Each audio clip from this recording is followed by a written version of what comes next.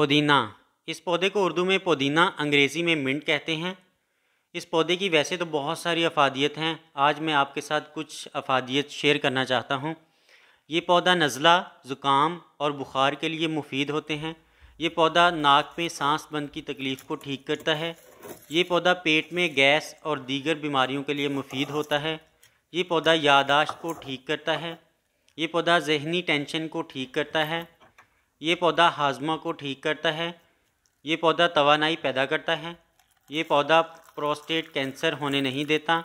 ये पौधा anti virus, anti bacterial और एंटी फंगल हैं। ये पौधा जिल्द को सेहतमंद रखता है।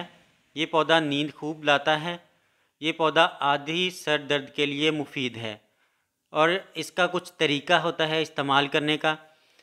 तरीका इस्तेमाल आपके साथ शेयर करता हूँ। इस पौधे के पत्ते को सलाद के साथ और मुख्तलिफ़ खानों में इस्तेमाल कर सकते हैं।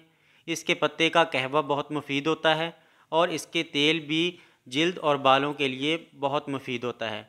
मज़ीद अपडेट्स और मज़ीद इंफॉर्मेटिव वीडियो के लिए मेरा चैनल को सब्सक्राइब करें, लाइक करें और शेयर करें। इंशाल्लाह आपको मज़ीद अपडेट्स मिलती रहेंगी। शुक्रिया।